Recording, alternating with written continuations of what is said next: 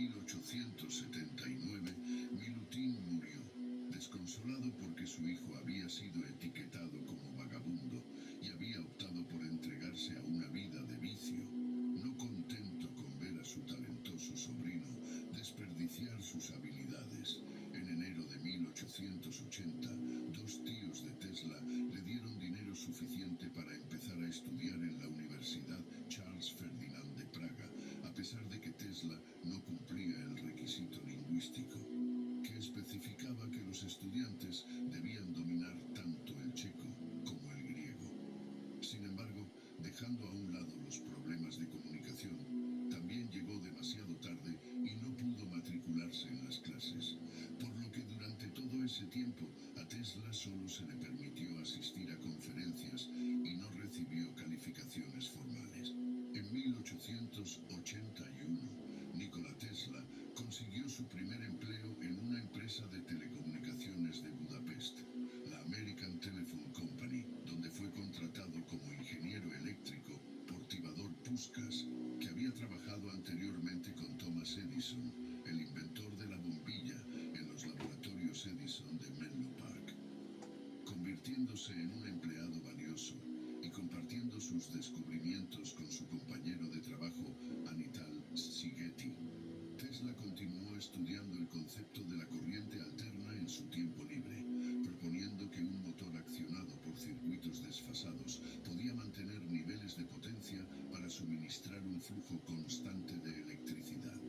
Pero para que el sistema funcionara, Tesla se dio cuenta de que necesitaba averiguar cómo hacer girar los campos magnéticos. Paseando por el parque con Antal Szigeti en febrero de 1882, Tesla tuvo un repentino ataque de genialidad y resolvió el problema del campo magnético giratorio, pasando a explicar a su amigo el concepto del motor de inducción, dibujando sus planos básicos en la arena con un palo, esbozando un nuevo tipo de motor que, a diferencia de su homólogo de corriente continua o CC, no necesitaba conmutador, un dispositivo cilíndrico ineficiente segmentado con metal que había que mantener periódicamente.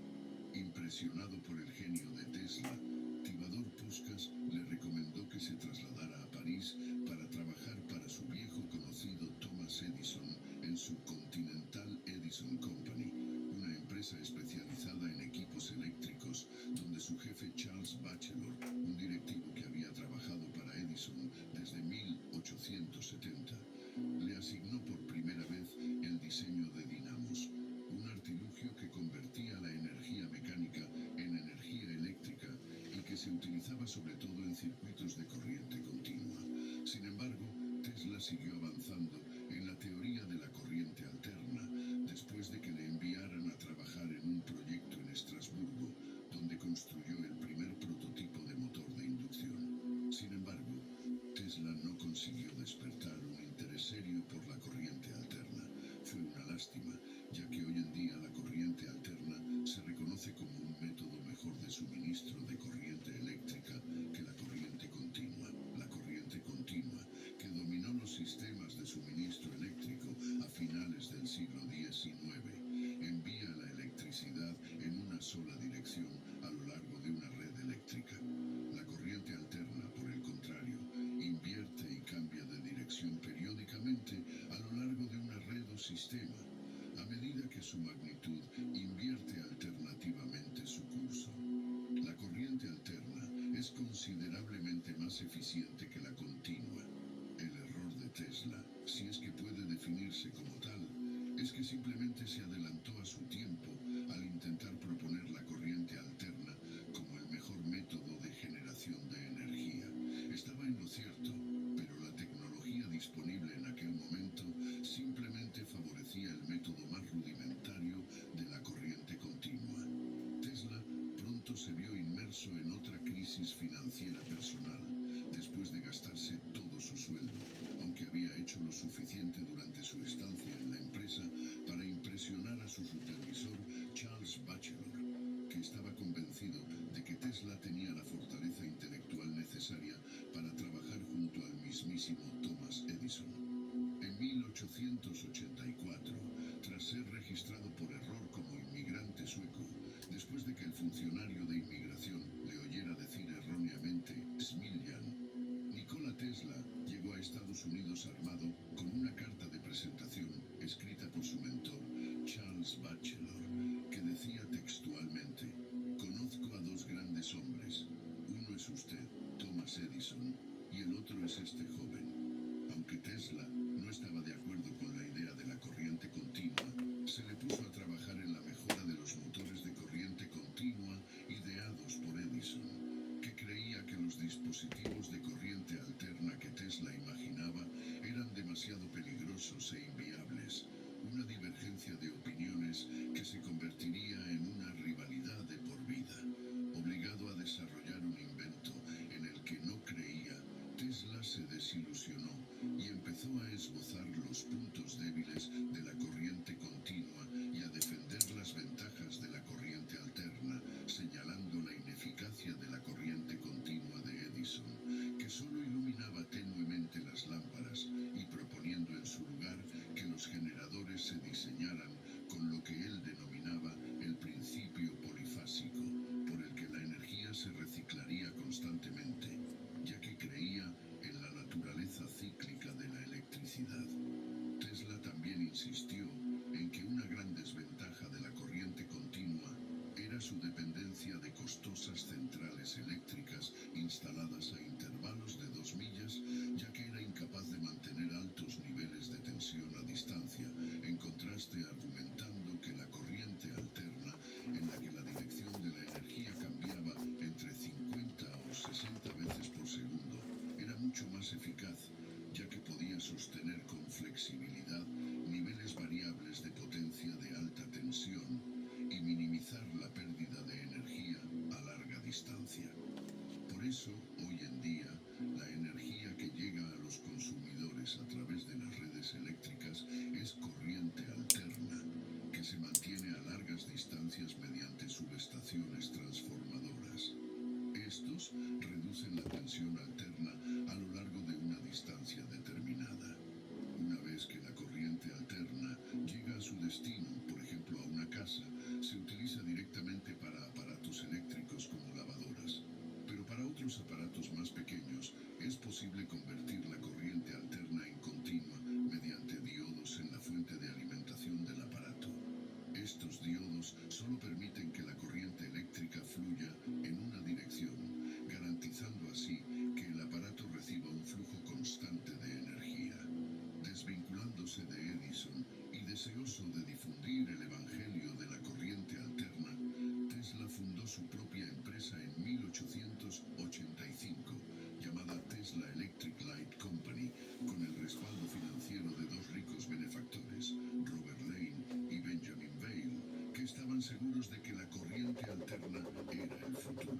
Sin embargo, en un problema común que impediría el éxito de casi todas sus empresas posteriores, Tesla pidió demasiado dinero a sus mecenas, quienes, cada vez más temerosos de que la corriente alterna fuera demasiado arriesgada, expulsaron a Tesla de su propia empresa ese mismo año, obligándole a ganarse la vida a duras penas durante la mayor parte de 1885, como reparador e incluso como trabajador manual, un empleo en el que solo le pagaban $2 al día por cavar zanjas. Tras aprender de sus errores, en 1886, con la ayuda de los filántropos Alfred S. Brown, superintendente de Western Union, y Charles F. Peck, Tesla fundó otra empresa, esta vez llamada Tesla Electric Company, con sede en Manhattan, Nueva York, donde ultimó los diseños del motor de inducción polifásico, que dio a conocer ante el asombro de la comunidad científica en 1888, cuando presentó al Instituto Americano de Ingenieros Eléctricos un documento histórico titulado Un nuevo sistema de motores y transformadores de corriente alterna. George Westinghouse, un inversor famoso por haber inventado el freno de aire para ferrocarriles y director de la Westinghouse Electric and Manufacturing Company, quedó especialmente impresionado, y su curiosidad Se despertó en una visita al laboratorio de Tesla unos días más tarde, donde le mostraron un primer prototipo polifásico.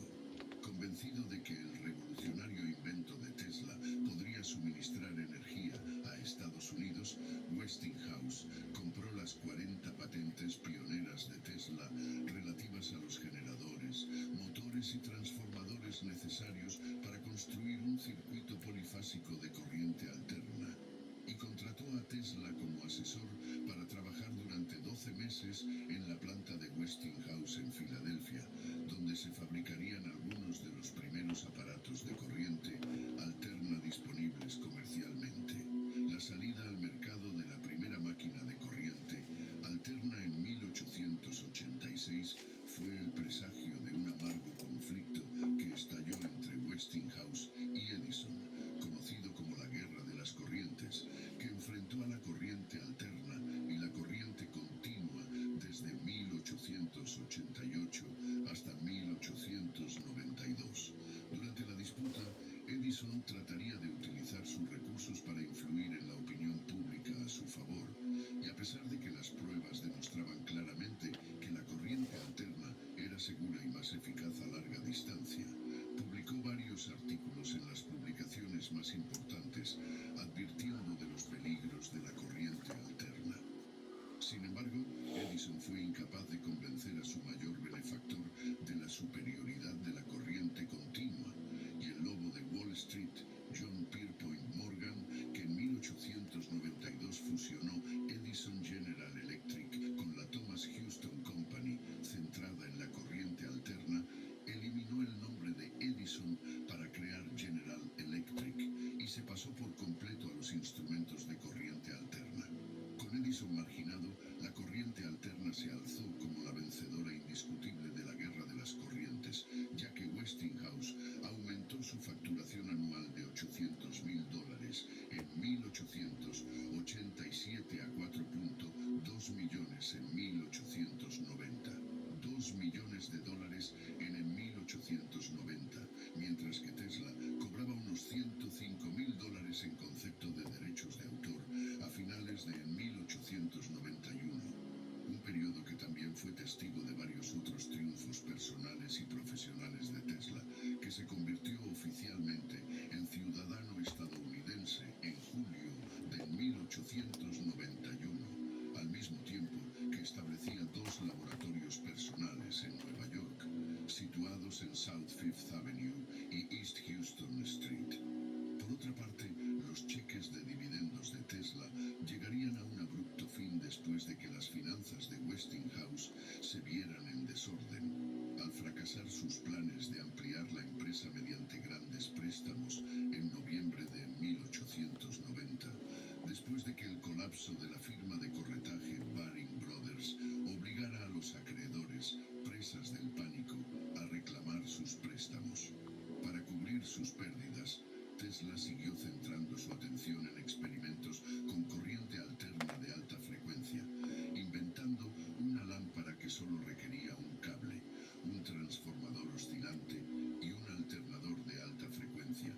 que expuso en una conferencia en la primavera de 1891 en el Columbia College de Nueva York, en nombre del Instituto Americano de Ingenieros Eléctricos, ante un público atónito que estaba asombrado por las formas en que la corriente alterna podía implementarse en los circuitos de iluminación modernos. La conferencia de Columbia le consagró como el principal investigador de electricidad de su época, y en experimentos posteriores, Tesla demostraría sistemáticamente que la electricidad para la luz y la energía podía transmitirse a largas distancias. En poco tiempo, Tesla también esbozó los fundamentos de la tecnología de radio.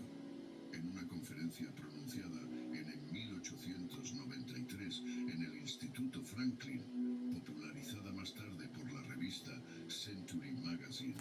en la que ilustraba el concepto de telegrafía sin hilos, subrayó por primera vez la importancia de conectar a tierra el transmisor y el receptor ante el asombro de los espectadores. Ese mismo año, la empresa de Tesla alcanzó su mayor logro hasta la fecha, tras tras iluminar completamente con corriente alterna el recinto de Chicago que acogía la Exposición Colombina Mundial. Un honor que Tesla se procuró tras superar la oferta de General Electric por $1 millón. En el 1894, Tesla se había ganado la admiración de sus colegas y recibió los doctorados honoris causa de las universidades de Columbia y Yale, así como la medalla Elliott Crescent del Instituto Franklin. Más buenas noticias siguieron después de que la Tesla Electric Company fuera contratada para construir la primera central hidroeléctrica de la historia en las cataratas del Niágara, un sueño de infancia de Tesla que se hizo realidad en el 1895, tras desvelarse los primeros planos. La instalación del Niágara fue un logro que representó la derrota. ¿Por qué se hace esa zanja ahí, esa zanjita que he hecho ahí? ¿Por qué? Para que este borde que queda en la costura, acá, quede dentro de la zanja y quede flat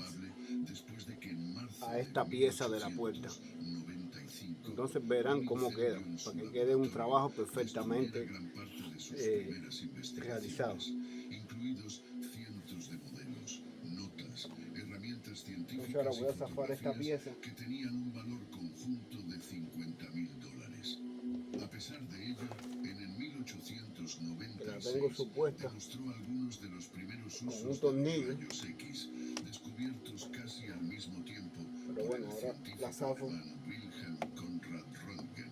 y asombró a sus contemporáneos con la primera radiografía de un hombre, publicada en la revista Electrical Review, calculada con tubos de rayos X rudimentarios de diseño propio.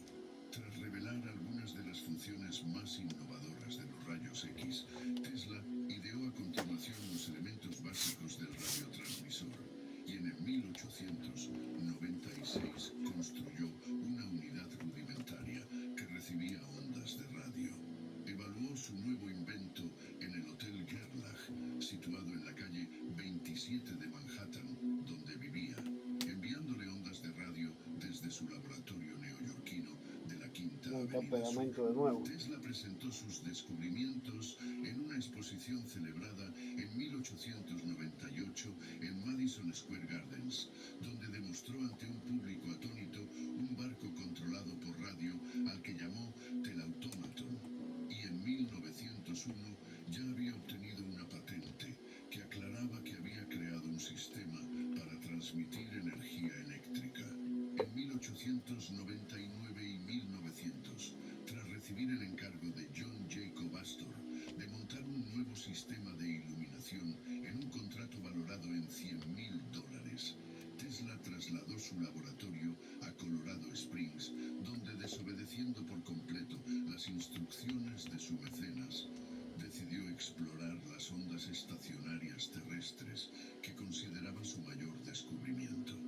En este puesto rural, alejado de la monotonía de la ciudad de Nueva York, Tesla empezó a montar un enorme transmisor, alimentado por millones de voltios de electricidad, en una instalación experimental construida en las afueras de la localidad de Nob Hill.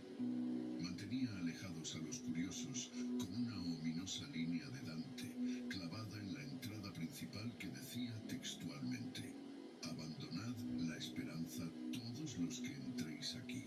Fue aquí donde Tesla descubrió por primera vez que la Tierra tenía potencial eléctrico y que podía emplearse como conductor para transferir energía eléctrica sin cables. A continuación, se dio cuenta de que cuando su bobina Tesla experimental recibía corriente, emitía chispas a 9 metros de distancia que podían ser detectadas por antenas situadas a 16 kilómetros.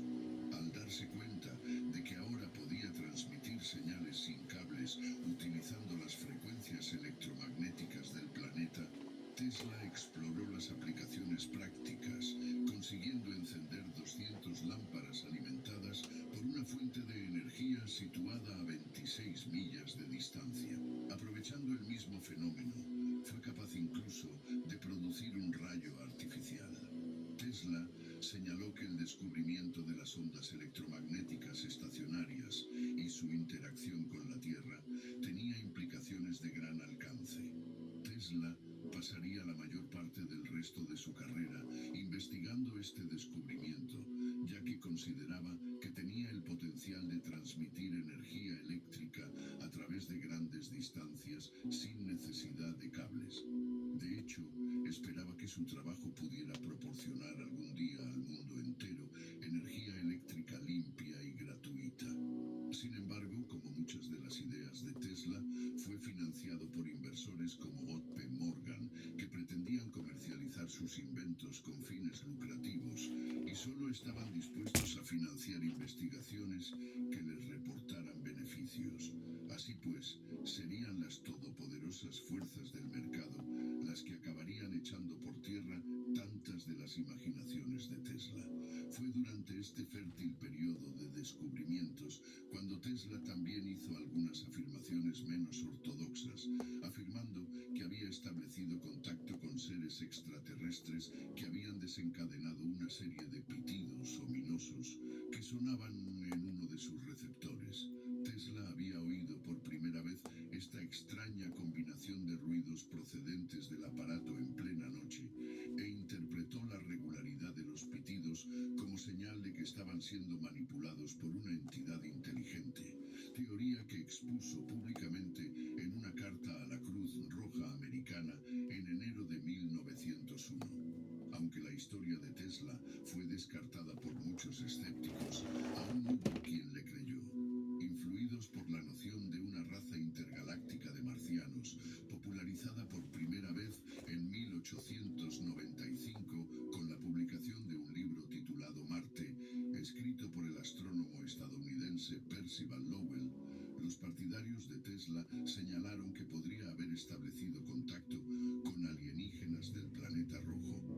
No obstante, convencido del potencial revolucionario de las ondas estacionarias terrestres, Tesla regresó a Nueva York en enero de 1900, ansioso por conseguir financiación para un gran invento que eclipsaría a sus rivales científicos que también estaban investigando sistemas inalámbricos como Reginald Fessenden, Leda Forrest y en particular Guglielmo Giovanni Mario Marconi, un inventor italiano que se convirtió en el siguiente archienemigo de Tesla después de Edison. Deseoso de cumplir su promesa de mayo de 1899, en la que se comprometía a comunicarse inalámbricamente con París para 1900, Tesla buscó una fuente de financiación tras patentar el transmisor de aumento que había construido en Colorado Springs. Como el aparato que imaginaba tenía que generar enormes volúmenes de electricidad a partir de equipos de corriente alterna,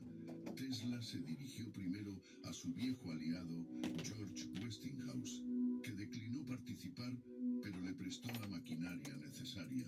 mientras que la mayor parte de la financiación del proyecto procedió de las arcas del genio de Wall Street,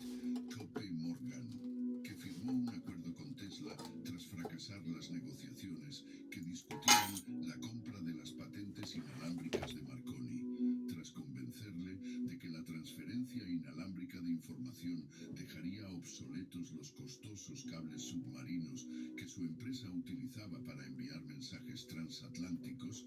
Morgan informó a Tesla de que estaba dispuesto a apoyarle con una inversión de $150,000, con la condición de poseer el 51% de las patentes del inventor. Entre 1901 y 1905, con el respaldo del mayor titán financiero del mundo, Nikola Tesla construyó en el laboratorio Wardenclyffe la torre de transmisión de 187 pies de altura, rematada con una cúpula de cobre de 68 pies, que fue el primer sistema de radiodifusión inalámbrica jamás construido, y estaba alimentado en gran parte por un gigantesco transmisor de aumento diseñado para canalizar grandes concentraciones de electricidad a cualquier destino imaginable. Seguro de que instalando receptores fijados al suelo podría captar las ondas electromagnéticas emitidas por la torre en cualquier lugar, Tesla estaba desesperado por hacer sombra a su rival Marconi, que en diciembre de 1901, en San Juan de Terranova, fue aclamado como el inventor de la telegrafía sin hilos por la prensa mundial, tras informar triunfalmente de que había recibido con éxito la primera señal transatlántica enviada por sus colegas de Poldhu, en Cornualles, Inglaterra. Tesla, hastiado, dejó explícitamente claro en entrevistas a la prensa que creía que Marconi le había robado muchas de sus ideas de 1890 y, deseoso de mantener a su benefactor a su lado, anunció a continuación que iba a crear un sistema telegráfico mundial,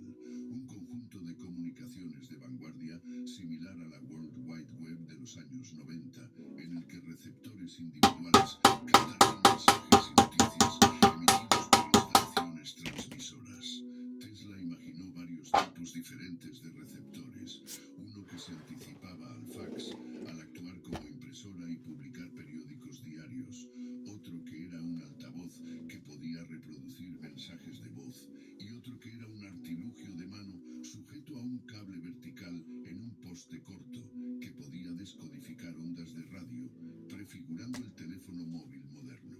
En el verano de 1902, Tesla se había trasladado definitivamente al laboratorio de Wardenclyffe y se dedicaba exclusivamente a aumentar los niveles de potencia. Por otra parte, tras crear una sociedad con Morgan para ayudar a la empresa, Tesla tuvo dificultades para vender acciones a la adinerada élite neoyorquina, que creía que la inversión era demasiado arriesgada, una apreciación que no compartía Tesla, que vendió $33 de sus bienes personales y pidió prestados otros 10.000 para hacer realidad su sueño. Enfrentado a una factura adicional de $30.000 de Westinghouse por el equipo, una demanda del casero James Warden que llevaba a Tesla a los tribunales por no pagar el impuesto de propiedad, así como otra factura de la compañía telefónica que había instalado una línea especial fuera del laboratorio, Tesla pasó a apuros económicos. La promesa de Tesla de ampliar la cobertura de su sistema para que pudiera ser detectado hasta en Australia no convenció a Morgan, quien en julio de 1903 hizo saber a Tesla que no estaba dispuesto a invertir más capital. Un golpe mortal e inesperado al sistema de telegrafía mundial que enfureció a Tesla, quien, al más puro estilo de un científico loco, subió furiosamente el voltaje del transmisor de aumento de Wardenclyffe hasta el nivel máximo y lanzó rayos al cielo de Nueva York. Desde el punto de vista del riesgo, la decisión de Morgan era bastante comprensible, ya que después de 2 años y medio, Tesla no había cumplido su promesa de proporcionar un sistema transatlántico en 6 u 8 meses y una rama en el Pacífico 1 año después. Sin embargo, otros han postulado que Morgan abandonó Wardenclyffe porque le preocupaba que Tesla fuera a hacer que la energía fuera completamente gratuita para todo el mundo, privando así a su empresa de un lucrativo sueldo, mientras que otra interpretación sostiene que Morgan confiaba cada vez menos en la industria inalámbrica, que se había visto envuelta en un escándalo por las acciones de Lancelot y Pike. Se trataba de un estafador que había robado el dinero de los inversores tras prometer la creación de un servicio inalámbrico entre Filadelfia y Nueva York. Además, Morgan se sentía más inclinado a invertir en DeForest Wireless Automobiles, una empresa fundada por otro de los rivales de Tesla, que según las proyecciones iba a ganar $5 millones al año, y que en febrero de 1903 ya se había asegurado un importante contrato con la Marina estadounidense, suministrando transmisores inalámbricos de Forest. Después de esto, Tesla, que ya no era el niño mimado de la ingeniería eléctrica, siguió sin tener suerte a la hora de atraer inversores, ya que el fracaso de su proyecto Wardenclyffe había puesto en su contra a la opinión pública y a los círculos académicos. Decidido a recuperar su credibilidad ante los inversores lanzando un producto comercial, Tesla ideó un plan para vender pequeñas bobinas Tesla a laboratorios de todo el país, a través de una empresa llamada Tesla Electric and Manufacturing Company,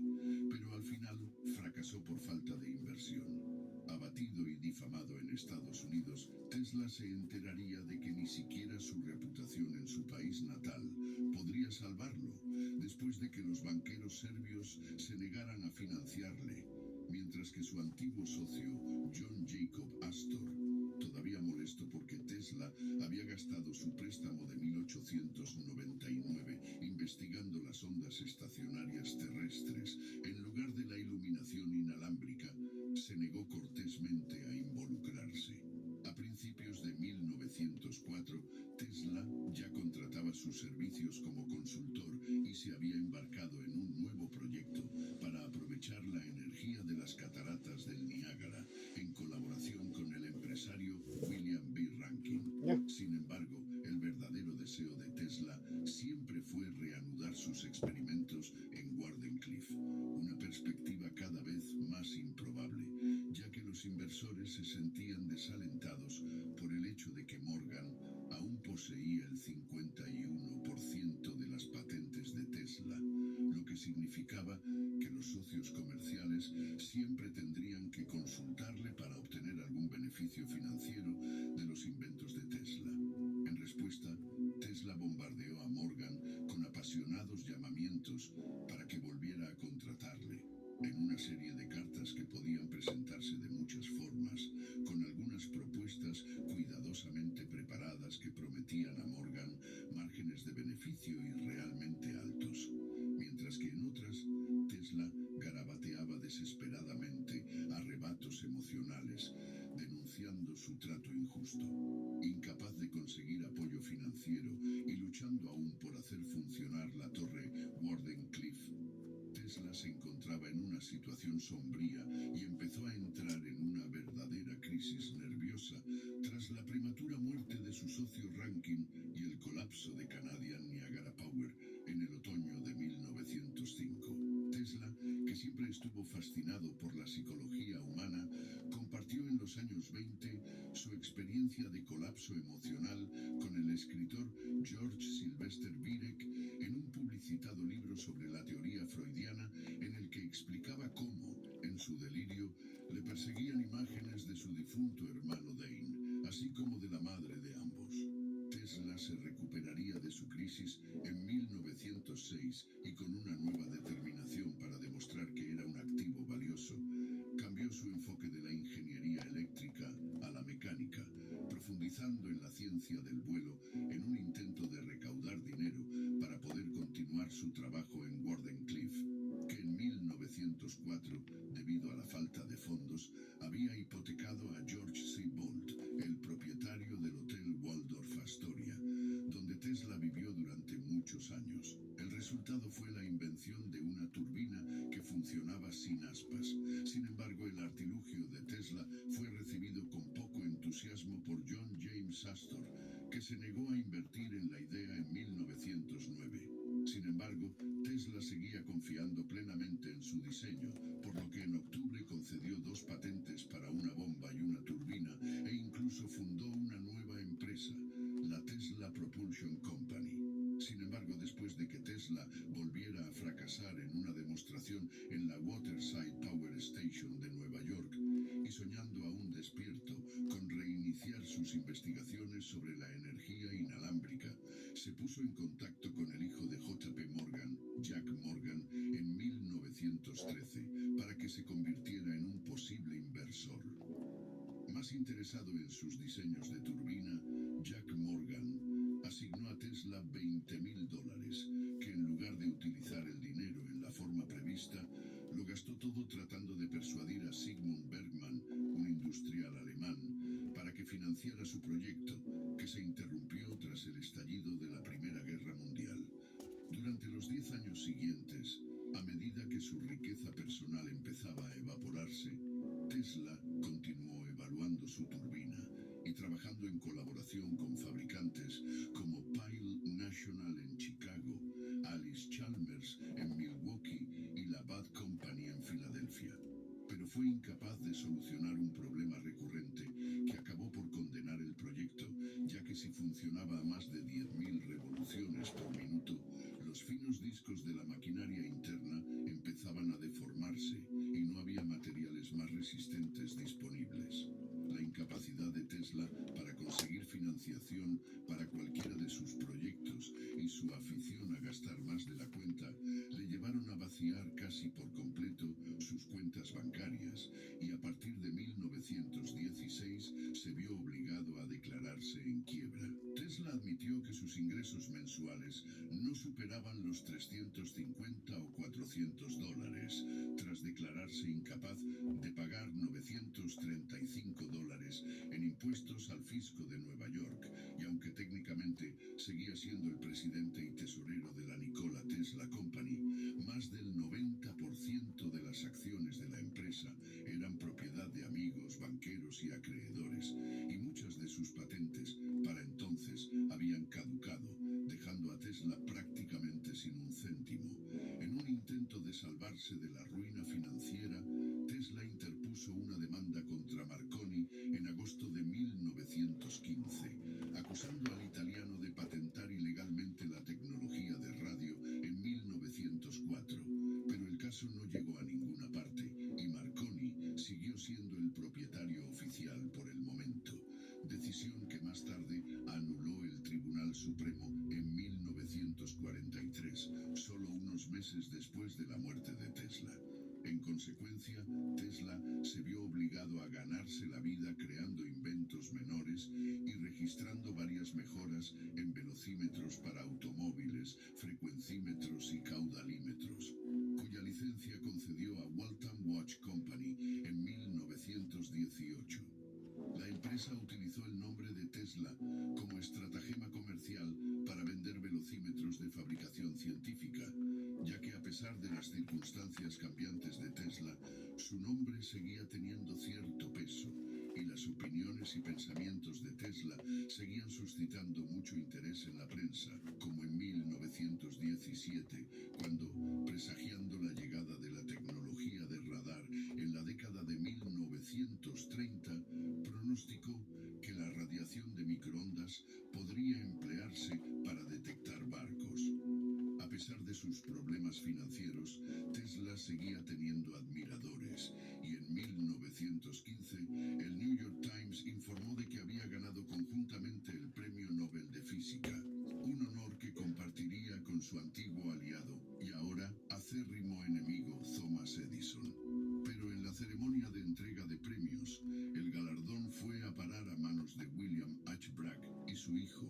ya que Tesla se negaba a compartir el premio con su némesis, ni había perdonado al instituto que reconociera a Marconi como pionero de la tecnología de la radiocomunicación, después de que le hubieran concedido el mismo galardón en 1909.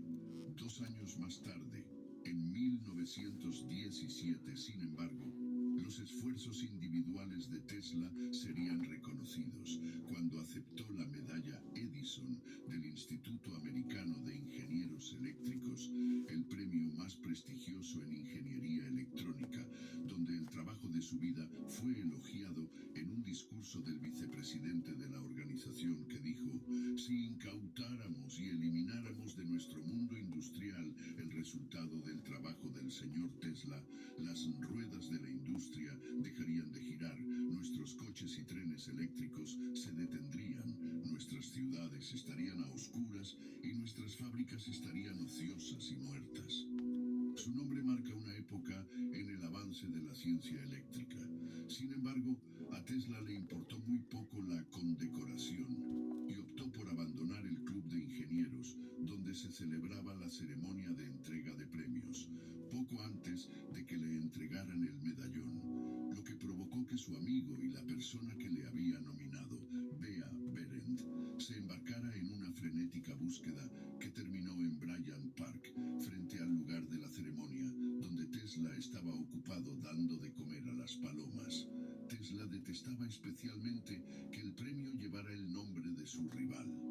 A pesar de ser alabado por su trabajo en el campo de la electricidad, Nikola Tesla siguió siendo pobre durante toda la década de 1920 y como solo obtenía unos pequeños ingresos de los derechos de autor que recibía por la concesión de licencias de sus inventos menores, se vio envuelto en una serie de disputas legales, como en junio de 1925, cuando fue demandado por el abogado Ralph J. Hawkins por no haber pagado $913 en concepto de honorarios. Fue durante esta década cuando Tesla empezó a retirarse de la escena pública, viviendo de hotel en hotel como un excéntrico recluso y pasando tanto tiempo dando de comer a las palomas en Bryant Park, detrás de la Biblioteca Pública de Nueva York, que un extremo del parque, Nikola Tesla Corner, lleva ahora su nombre. Sin embargo, el día de sus 75 cumpleaños, en 1931,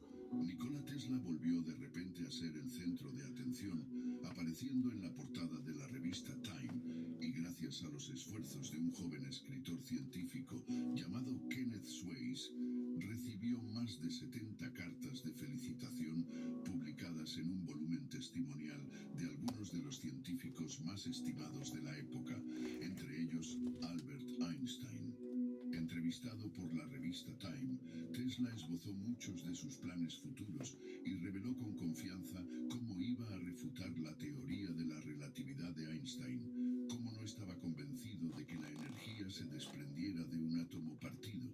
así como propugnó la posibilidad de las comunicaciones interplanetarias en una conversación que le gustó tanto que a partir de entonces, cada año Tesla organizaba una conferencia de prensa el día de su cumpleaños, normalmente de 6 horas, en la que hablaba con varios periodistas y les ponía al día de sus progresos científicos y personales.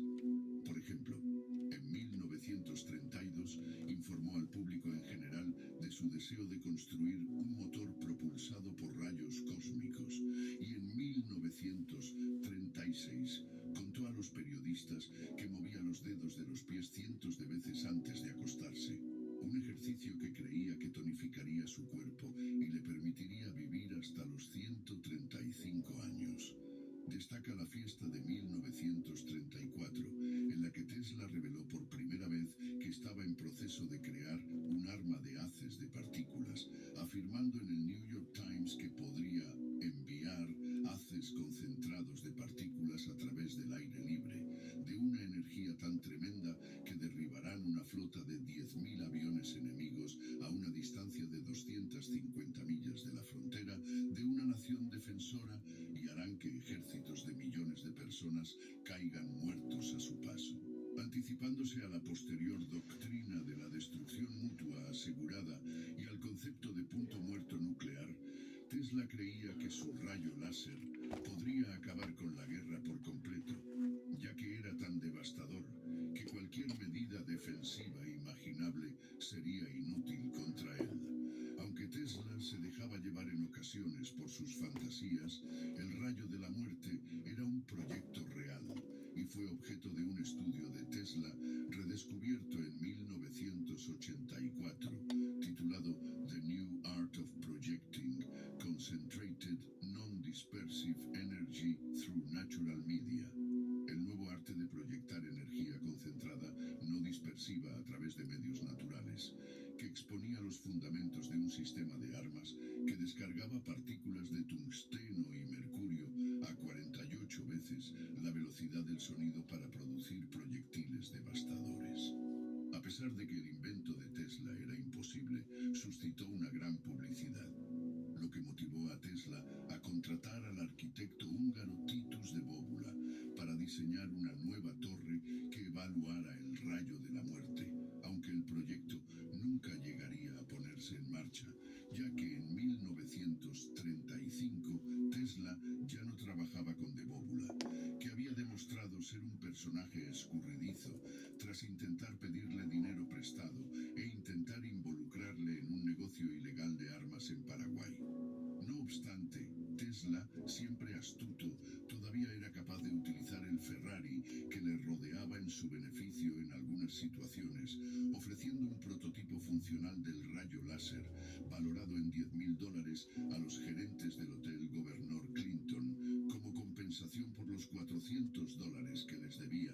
al tiempo que les advertía de que la caja que les entregaba, que supuestamente contenía el arma, explotaría si se manipulaba indebidamente, lo que provocó que el personal, aterrorizado, la depositara en el fondo de la cámara acorazada del hotel. El rayo láser también llamó la atención de la comunidad internacional, y Tesla no tardó en entablar negociaciones con la Sociedad de Naciones, el gobierno del Reino Unido e incluso la Unión Soviética, que firmó un contrato en abril de 1935 en el que se estipulaba que Tesla debía suministrarles la información necesaria para construir el arma, aunque se desconoce si los científicos soviéticos llevaron realmente a cabo la investigación. El proyecto, sin embargo, empezaría a desintegrarse a partir de enero de 1938, después de que los británicos concluyeran las negociaciones con Tesla, mientras que el último clavo en el ataúd se produciría en 1940, después de que éste se quedara con las manos vacías, tras un intento desesperado de persuadir al gobierno estadounidense de que el rayo láser podría ser un arma viable para la Segunda Guerra Mundial. El deterioro de su salud había empezado en 1937, cuando fue atropellado por un taxi y se negó a recibir tratamiento médico por unas heridas de las que nunca se recuperaría, subsistiendo con una escasa dieta de verduras hervidas y leche caliente, y asegurándose de mantenerse a 1 metro de distancia de todo el mundo para evitar contagiarse. En 1942, Tesla pasaba la mayor parte de sus días confinado en la cama, donde empezó a perder el control de la realidad. En julio, por ejemplo, Tesla intentó enviar dinero a Mark Twain, que había muerto en 1913. Tesla se aisló del mundo a medida que se deterioraba, optando por recibir solo a unos pocos visitantes, entre ellos el príncipe exiliado de Yugoslavia, Pedro II, y un joven científico llamado Blas Fitzgerald, creador de un cañón antitanque que venía a hablar de inventos. Nikola Tesla murió de un ataque al corazón mientras dormía el 7 de enero de 1943 en su suite ejecutiva de la habitación 3327 del Hotel New Yorker, donde había vivido los 10 años anteriores. Inundado de cartas de condolencia de importantes personalidades científicas y políticas de todo el mundo, como Eleanor Roosevelt, esposa del presidente de los Estados Unidos, el vicepresidente Henry Wallace y numerosos premios Nobel, el funeral de Tesla tuvo lugar en la Catedral de San Juan el Divino de Nueva York el 12 de enero, al que asistieron más de 2.000 personas y estuvo presidido por miembros de la Iglesia Ortodoxa Serbia. Posteriormente, Nikola Tesla, que al final de su vida contaba con más de 700 patentes a su nombre, fue incinerado y sus cenizas se depositaron dentro de una esfera dorada que aún se exhibe en el Museo Tesla de Belgrado. Tras su muerte, el gobierno estadounidense sintió curiosidad por saber si entre las notas de Tesla que habían sobrevivido podría haber información que les ayudara en la guerra, por lo que investigaron sus documentos, pero no encontraron nada de gran importancia, y en 1951 ya habían sido repatriados al Museo Tesla de Belgrado, y unos años más tarde, en 1957, fueron acompañados por las cenizas de Tesla. Sin embargo, durante décadas persistió el misterio en torno a la pistola de rayos láser, ya que el gobierno estadounidense negó sistemáticamente que tuviera en su poder uno de los microfilmes de Tesla, que según los registros oficiales había sido revisado intensivamente durante más de un mes, algún tiempo después de su muerte. La veracidad de estas afirmaciones, sin embargo, sigue sin demostrarse. Nacido de padres serbios en la frontera austrohúngara, Nikola pasó su primera infancia en un paraíso pastoral, jugando durante horas en el corral y el patio de la iglesia con sus hermanos y su gato Macaque,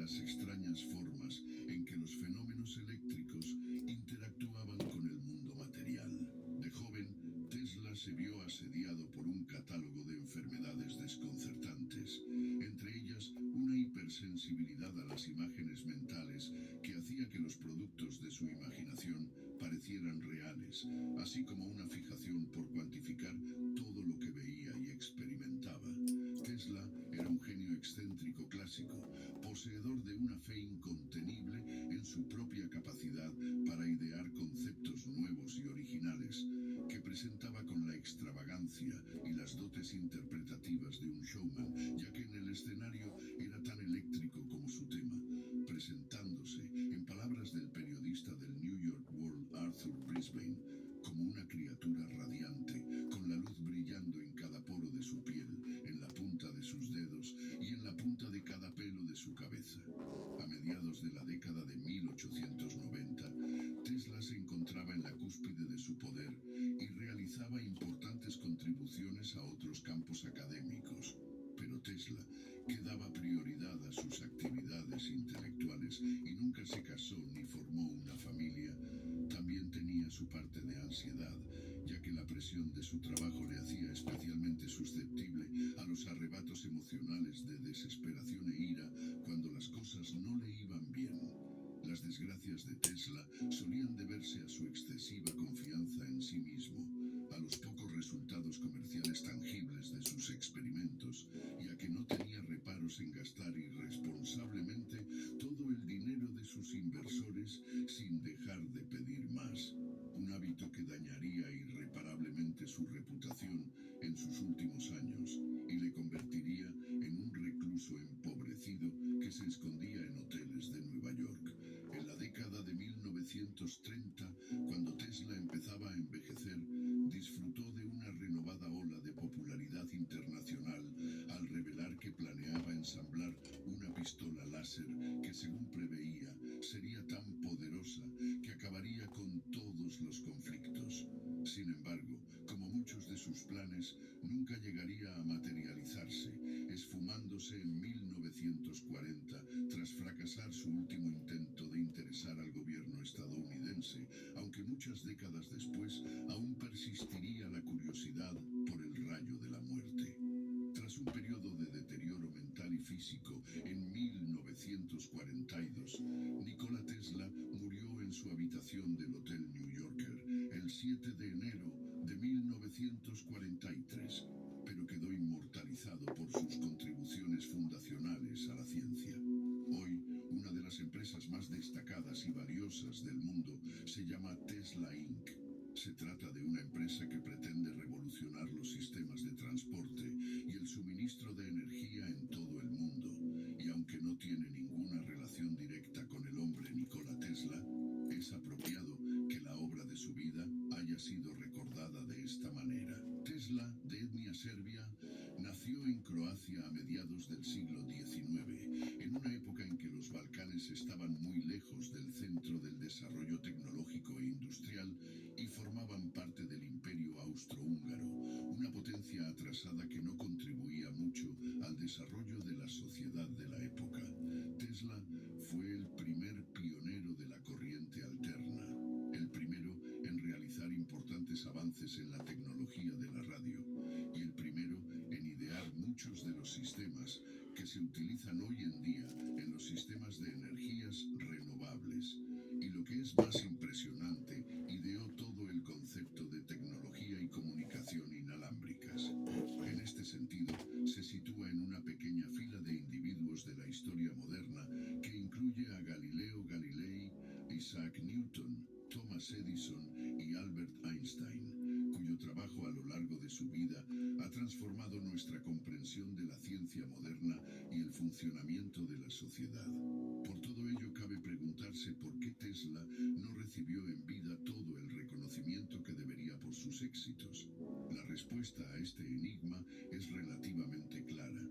Las ideas de Tesla y los sistemas que ideó estaban sencillamente adelantados a su tiempo y se vio eclipsado por las innovaciones introducidas en la sociedad occidental por Thomas Edison. Un genio similar cuyos diseños en torno a la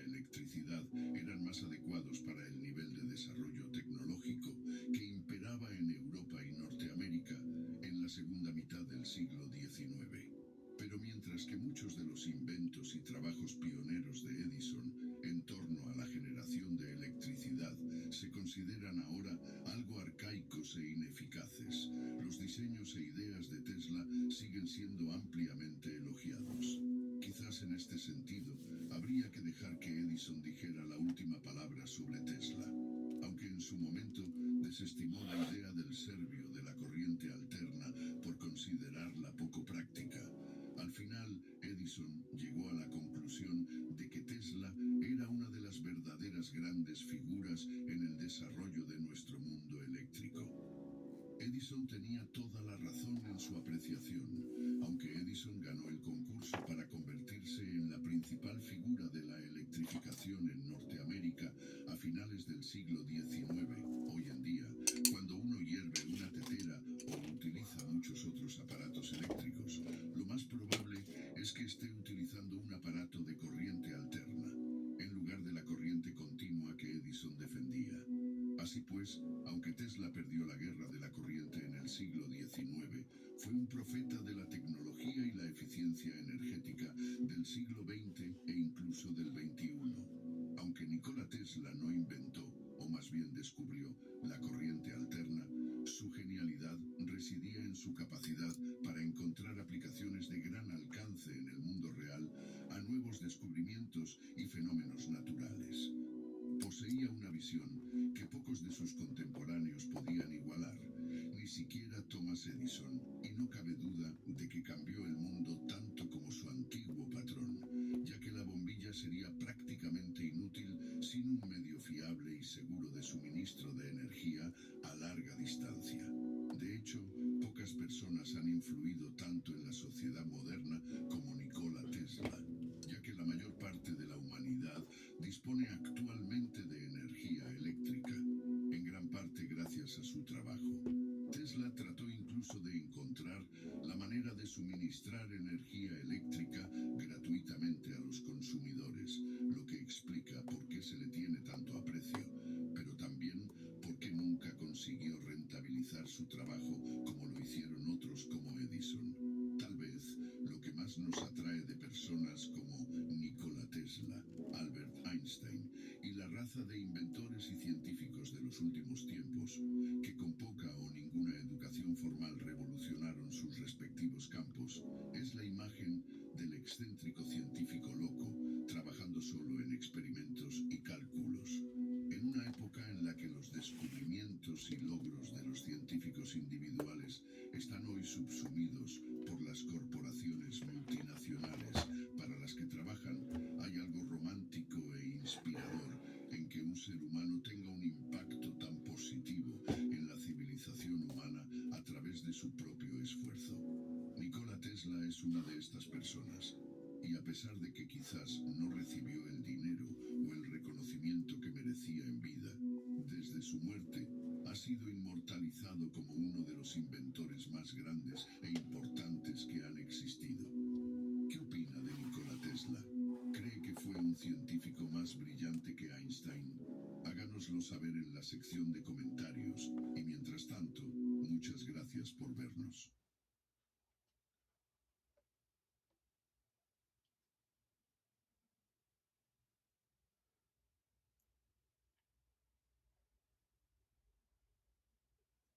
Hoy en Memorias de Pet os traemos algo bien fresquito. Bienvenidos a todos a una nueva serie. Hoy resulta que empezamos una nueva aventura en la que nos vamos a embarcar en recorrer con vosotros la historia del ser humano siglo por siglo, empezando para ello por el siglo I y acabando por el XXI. Y si nos quedan fuerzas, pues tocará ir hacia atrás.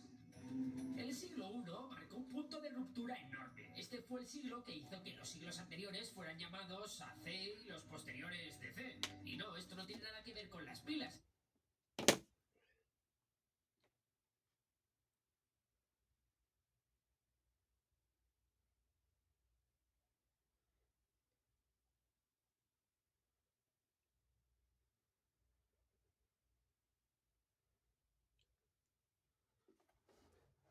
Aquí tengo que tener mucho cuidado que no se me embarre aquello.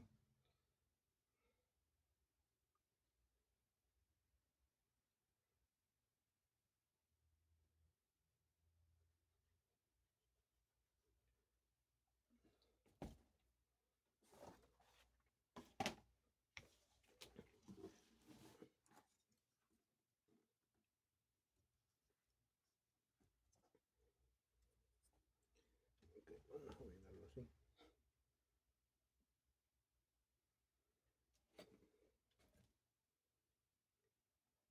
Así no, así ustedes no, creo que ahí no ven, pero bueno, me siento más seguro con la pieza. No voy a hacer que la vaya a manchar.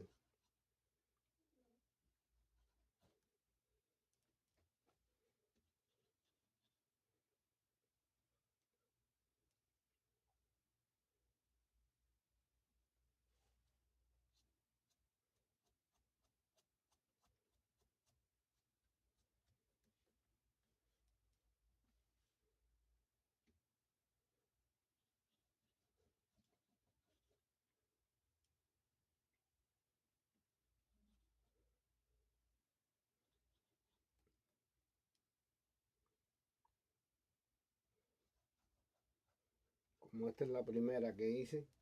por eso me costó un poco de trabajo. Ahora la otra es más fácil, porque esto es un proyecto. Esto que yo le hice a esta puerta originalmente no viene así. Tuve que crear el diseño, tuve que crear las piezas adecuadas.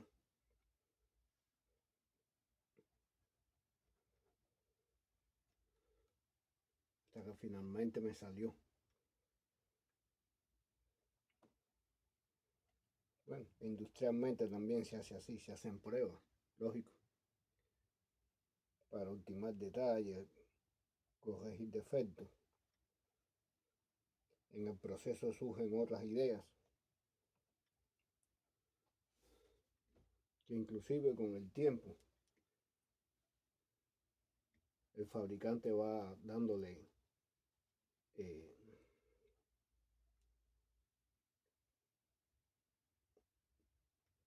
va corrigiendo detalles.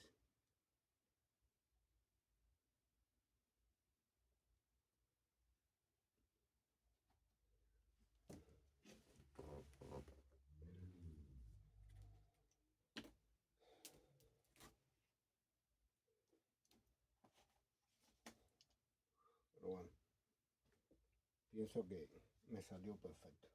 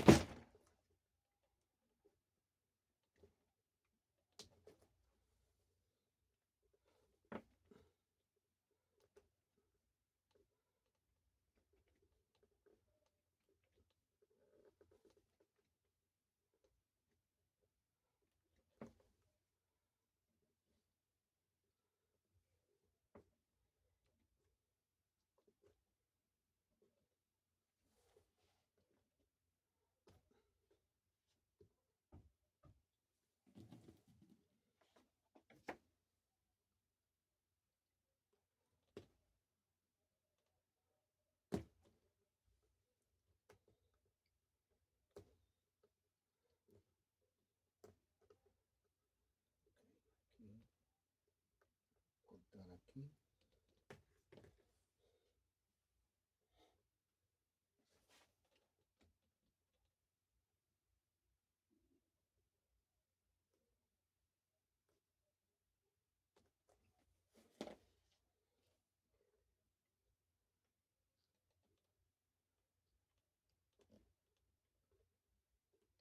Perfecto. Tenía que dar un corte ahí. Quedó perfecto.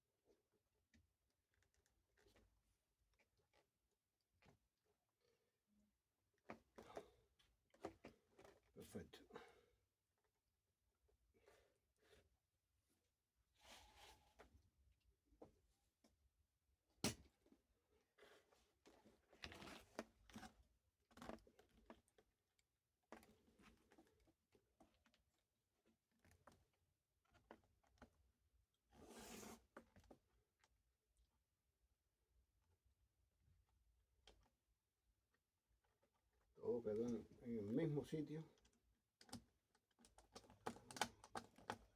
Gracias a Dios. Perfecto.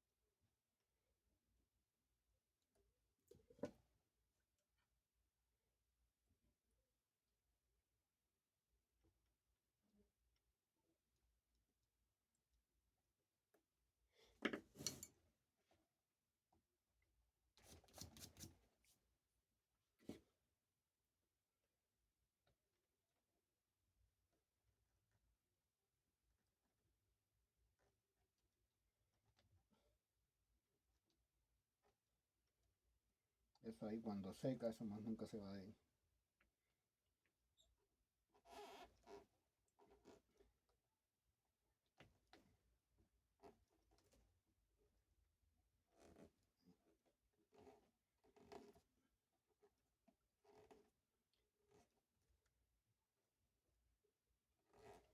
Discúlpenme que hay detalles ahí que no pueden ver por la cámara, pero es la cámara el ángulo que tiene. Y les prometo que en los próximos videos voy a ir mejorando y voy a poner otras cámaras, algunos otros ángulos, para que puedan ver el trabajo por todos lados.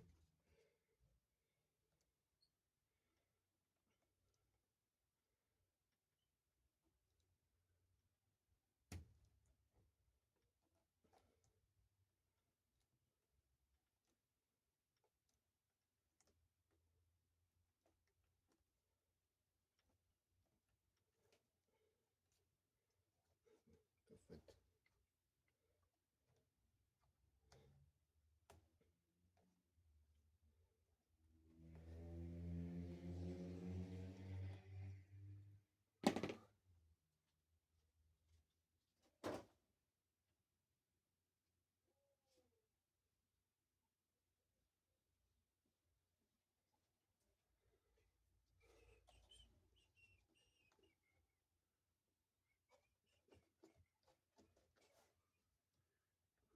Dios quiera que no se vaya.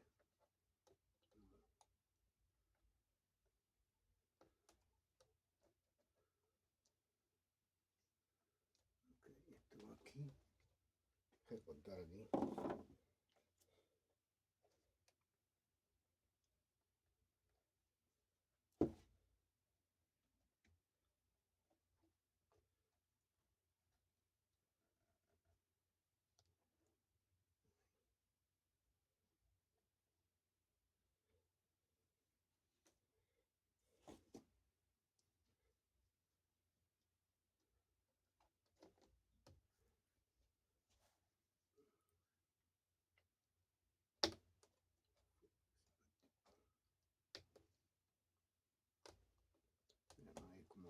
así como debe de quedar.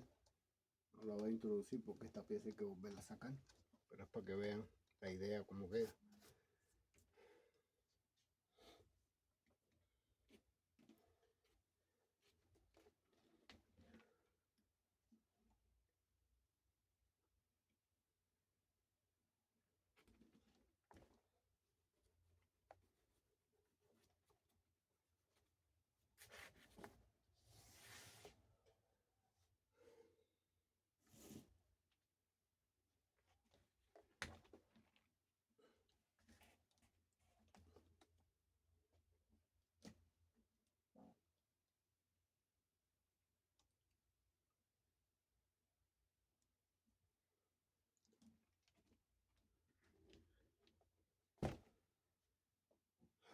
Al fin quedó.